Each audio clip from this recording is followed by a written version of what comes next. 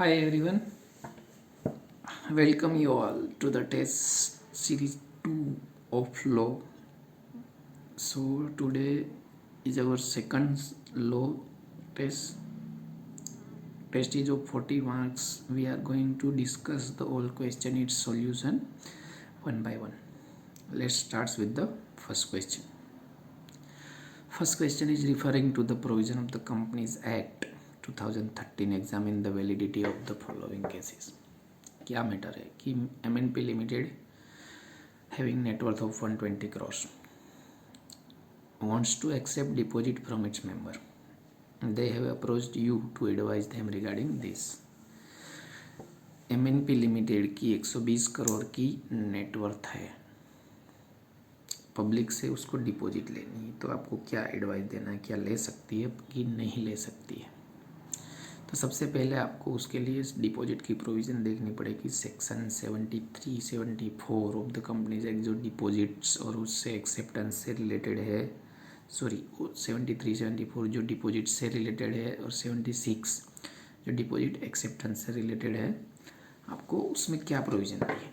तो देखते हैं कि एज पर 76 of the companies section 76 and rules of the acceptance of deposit rule 2014, eligible company means a company having net worth of not less than 100 crores or turnover of not less than 500 crores, यानी कि 100 करोड़ से ज़्यादा की net worth और 500 करोड़ से ज़्यादा का turnover है, तो आप एलिजिबल कंपनी की डेफिनेशन में आती है, यानी कि जो डिपॉजिट एक्सेप्ट कर सकती है उसमें एलिजिबल कंपनीज की जो डेफिनेशन है वो। लेकिन however an eligible company which is accepting deposit within the limits specified under section 180, यानी कि बोरोइंग पावर में accept deposit by means of an ordinary, यानी कि नॉर्मली स्पेशलाइजेशन पास करना है, एलिजिबल है फिर भी, लेकिन अगर 180 की बोरोइंग पावर की आपकी जो लिमिट है उसके अंदर है आपका डिपॉजिट, तो आप ऑर्डिनरी रेजोल्यूशन से बोरो कर सकते हैं। दूसरा कि the eligible company shall not accept और renew deposits exceeding 10% of the aggregate paid up capital, free reserve and security premium of the company, यानी कि 10% से ज़्यादा paid up capital, free reserve and security premium के 10% से ज़्यादा आप एक्सेप्ट नहीं कर सकते। तो अपने केस में क्या है कि in the case of MNP limited company fulfils any one of the condition, it shall be an eligible company. So company can accept deposit which can not exceed 10% of the aggregate paid up share capital of the free reserve and security of the company, यानी कि net worth company की है 120 करोड़ की, eligible company में fall होती है, company accept कर सकती है subject to passing of resolution and subject to the limit. उसके बाद है अपना क्वेश्चन 2। क्वेश्चन 2 क्या कहता है, write a note on power of the central government in regard to conversion of debenture and loans into share of the company under following heads. When the term of issue of such debenture or terms of loan do not include the provision for a conversion, matter considered in determining the terms and condition of such conversion, remedy available to the company if conversion or terms of conversion is not acceptable to it, यानी कि loans और debentures को equity में convert करना है, तो क्या provision है। तो सेक्शन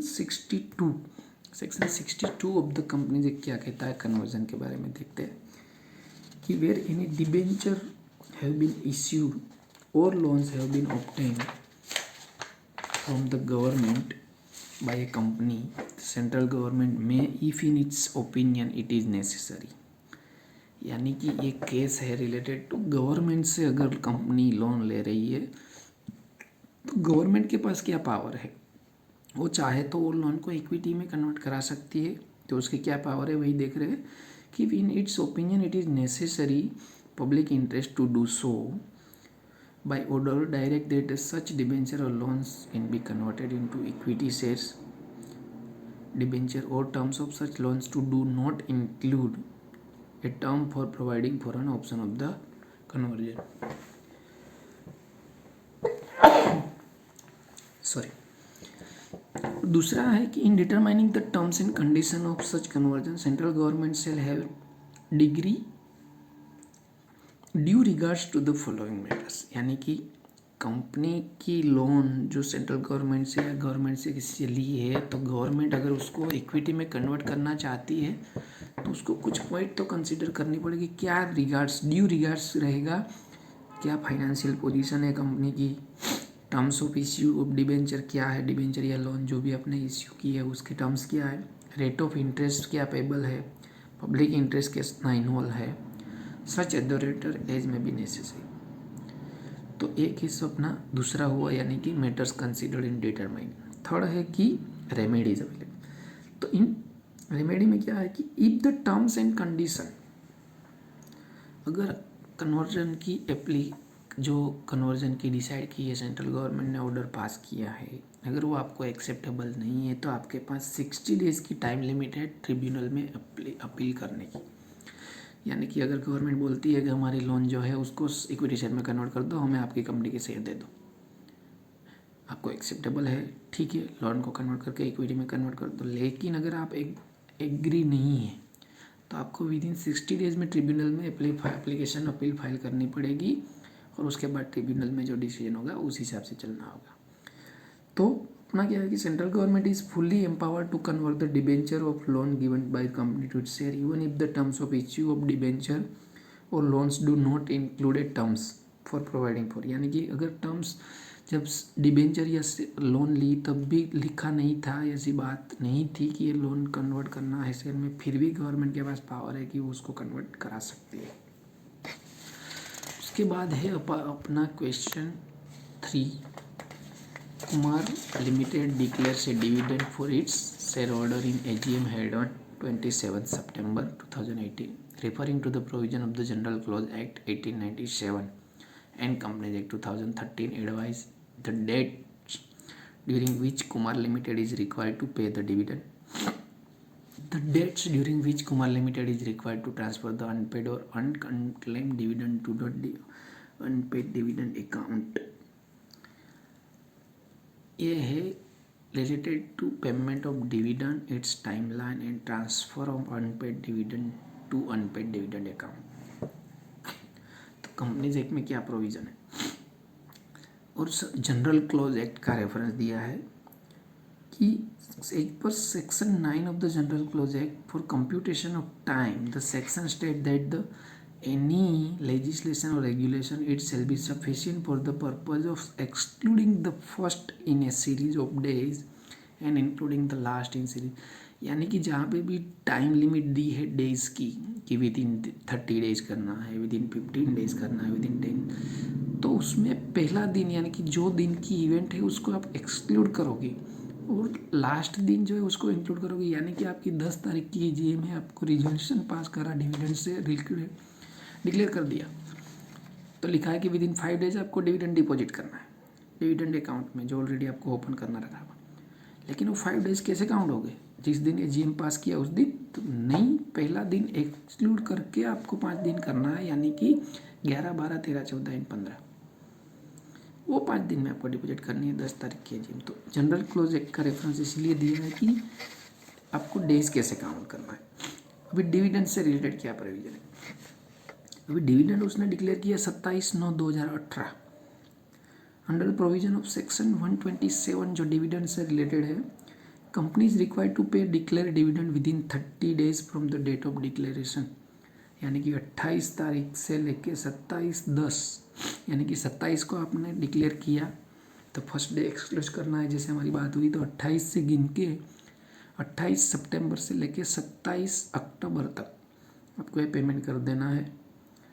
और दूसरा है कि ट्रांसफर ऑफ अनपेड और unclaimed dividend as per the provision of section 124 where a dividend has been declared by a company but has not been paid और claimed within 30 days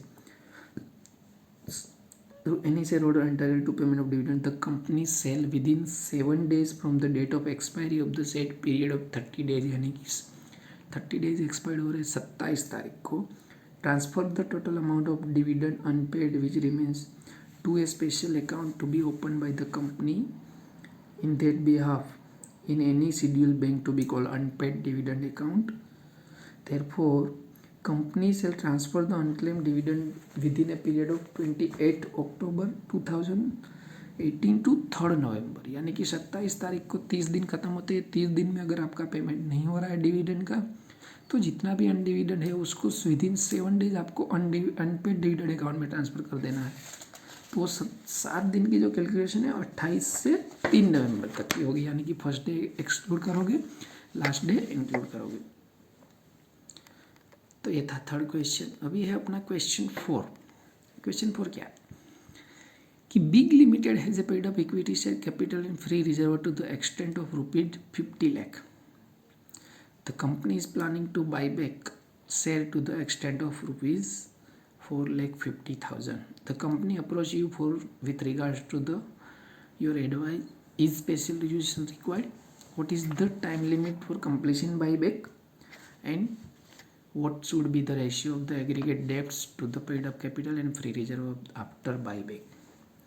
question related to buyback से कि buyback की क्या provision है, क्या limit है, time period कितने time में कंप्लीट करना है, और ratio paid up capital to डेप्ट यानी कि on capital to borrowed fund क्या होना चाहिए।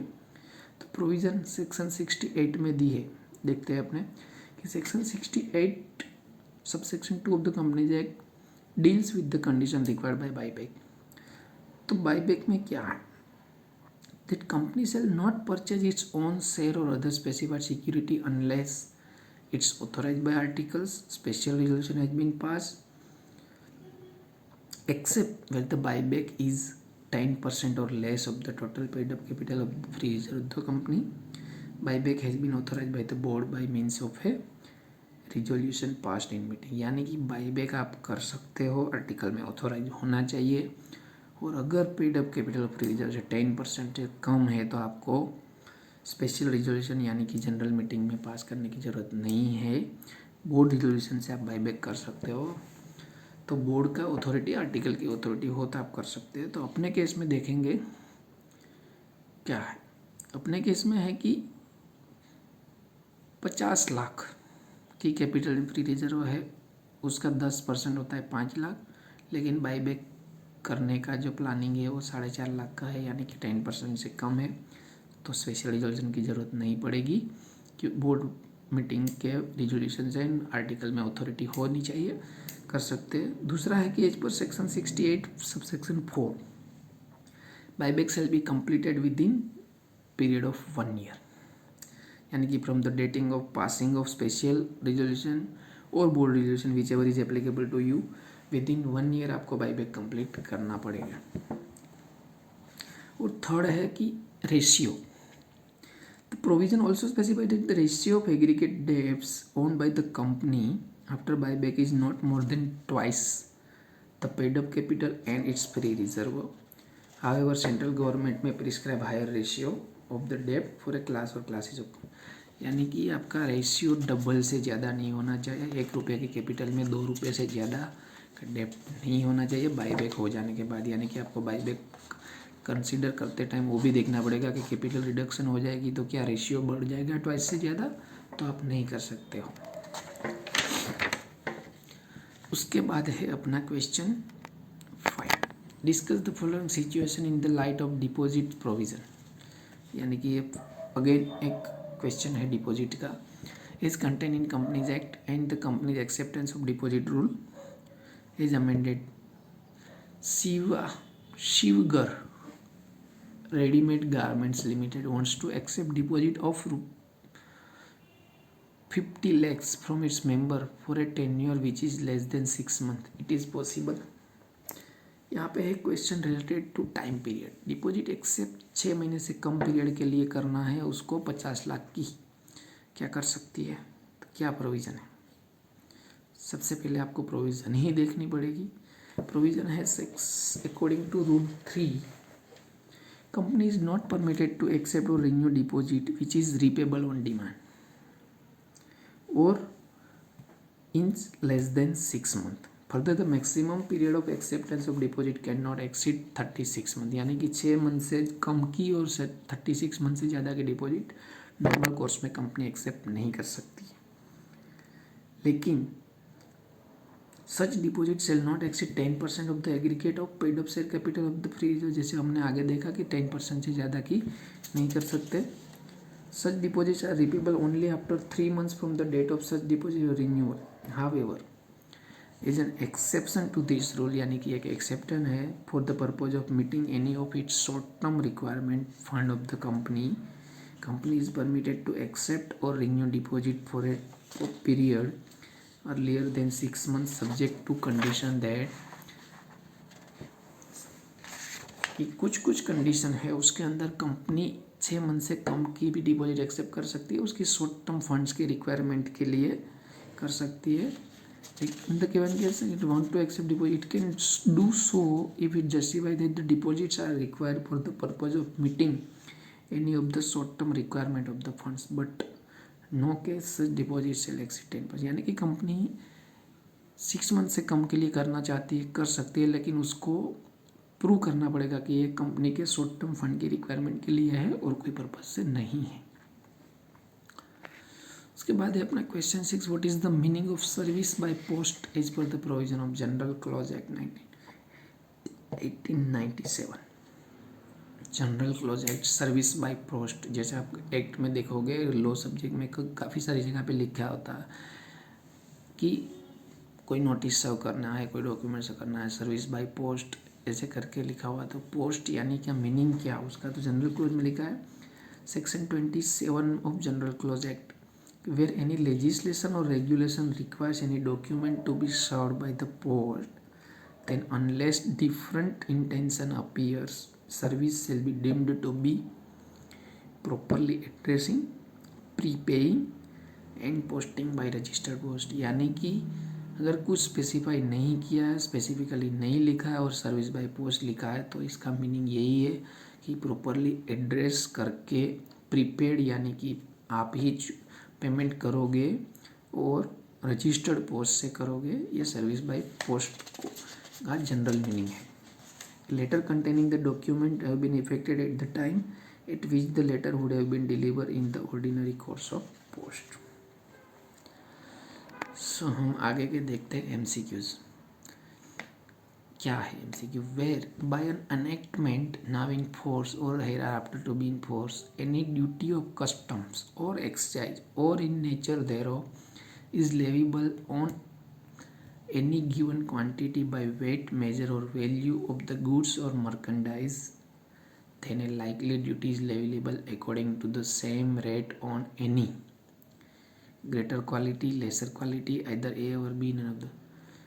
somewhat tricky question, क्या कहना चाह रहा है वही पहले तो समझना पड़ेगा कि अगर कोई कस्टम ड्यूटी या कोई एक्साइज या कोई गुड्स पे अगर वेट मेजर्स या वैल्यू पे लगाना है तो क्या कंसीडर करके लगाएंगे। Leviable on given quantity by weight measure or value of any goods or merchandise then a like duty is leviable according to the same rate on any greater quality, यानी कि same rate इससे अच्छी quality के goods पे या मेज पे लगती है उतना ही रेट इस पे लगा जाएगा, यानी कि अपना आंसर आएगा ग्रेटर क्वालिटी और लेसर क्वालिटी, यानी कि अपना आंसर आएगा सी, आइदर ए और बी। यानी कि ड्यूटी लगानी है तो या तो ग्रेटर क्वालिटी की या तो लेसर क्वालिटी की, वो डिसाइड करके उसमें से कोई एक का सिलेक्शन करके उसी हिसाब से ड्यूटी लगी जाएगी। उसके बाद है क्वेश्चन स्टेटमेंट दिए हुए 1 and 2। In all central acts and regulation any words which denotes the masculine gender shall also be taken to include females and vice versa। second है in all central act and regulation word in the singular shall include the plural but not vice versa। उसमें क्या है कि 2 statement दिए, आपको कौन से statement सही कौन से गलत है देना है। तो पहला क्वेश्चन है all central act any words which denotes the masculine gender shall also be taken include females, यानी कि अगर कोई जेंडर का रेफरेंस दिया है तो बाय डिफ़ॉल्ट फीमेल्स को भी इंक्लूड करेगा। इसका स्टेटमेंट सही है। नहीं, ये सही नहीं है, क्योंकि अगर जेंडर स्टेटमेंट कोई भी दिया है तो स्पेसिफिकली जेंडर स्टेटमेंट लिखा हुआ है कोई मस्कुलाइन जेंडर से रिलेटेड, तो ये डीम नहीं है कि वो उसमें फीमेल भी इंक्लूड है, तो ये स्टेटमेंट गलत है। दूसरा है कि central acts and regulation words singular से इंक्लूड, यानी कि सिंगुलर वर्ड यूज़ किया है तो प्लूरल बाय डिफ़ॉल्ट इंक्लूड करेगा, लेकिन अगर प्लूरल यूज़ किया है तो सिंगल बाय डिफ़ॉल्ट यूज़ नहीं करेगा। ये स्टेटमेंट सही है, यानी कि अपना आंसर है B, only statement 2 is correct. उसके बाद का MCQ is 3. ABC Limited decides to buy back its share based on special resolution for January 2016. So up to which date company needs to be complete the process of buyback? 1 जनवरी को resolution pass किया, 1 साल में आपको complete करना है। जैसे हमने आगे देखा बाईबैक की टाइम लिमिट है 1 साल की, तो ऑप्शन देखेंगे तो 5 जनवरी नहीं, 30 दिसंबर 2017, 30 सितंबर 2016, नन ऑफ द एबो, यानी कि 1 जनवरी 16 से करते हैं तो 30 दिसंबर 2016 होना चाहिए, यानी कि अपना आंसर आएगा B. As per section 68 sub section every buyback shall be completed within 1 year. उसके बाद का अपना MCQs है 4. Company wants to redeem 12,000 shares with the face value of each at a redemption value of ₹15. Company wants to redeem shares out of profit. Amount required to be transferred to CRR. Redemption of share and transfer of amount to CRR यानी कि capital redemption reserve. तो 12,000 का से 10 रुपये की value का 15 रुपये से अगर रिडेम्पशन करना है तो कितने अमाउंट का ट्रांसफ़र करना पड़ेगा। तो आपको कितनी अमाउंट उसको ट्रांसफ़र करनी पड़ेगी, यानी कि 12,000, यानी कि फेस वैल्यू आपकी जितनी भी है उतने अमाउंट को आपको CRR में कैपिटल रिडेम्पशन रिजर्व में ले जाना पड़ेगा, और बाकी की ऊपर की अमाउंट है वो प्रीमियम पेबल ऑन रिडेम्पशन है तो वो CRR में नहीं जाएगी, यानी कि अपना आंसर आएगा ए, 1,20,000। उसके बाद है अपना MCQs 5. No company shall accept और renew any deposit from its member if the amount of such deposits together with the amount of other deposit outstanding as on date of acceptance or renew of such deposit exceed percentage of the aggregate of the company। ये आप जैसे हमने आगे देखा, no company shall accept deposit or renew deposit from its member if amount of such deposits or acceptance renewal of such deposit exceeds 35% of the aggregate of the free reserve of share capital and security premium the company, यानी कि accept और renew करने के time आपको आगे नहीं बढ़ सकते अगर वो 35% से बढ़ जाती है तो फिर capital free reserve and security premium से अपने, यानी अपना आंसर आएगा सी।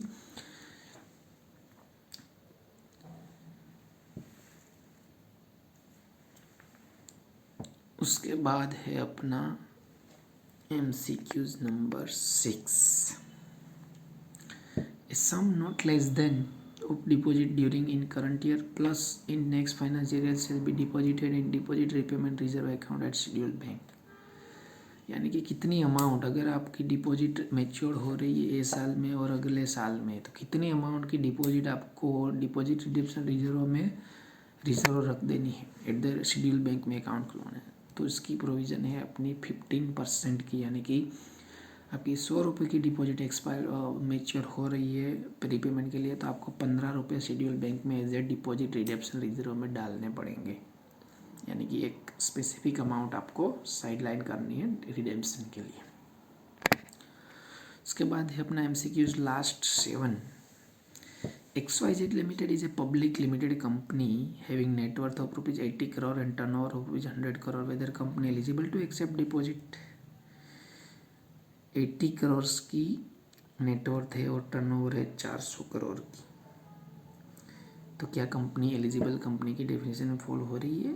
तो अपना आंसर है yes, because section 73 of the every public company are eligible to accept deposit from members after passing special resolution, यानी कि public company by default eligible company में आ जाती है उसको एक क्राइटेरिया की ज़रूरत नहीं है देखने की, तो स्पेशल रिजोल्यूशन पास करके ले सकते हैं, यानी कि अपना आंसर आएगा ए।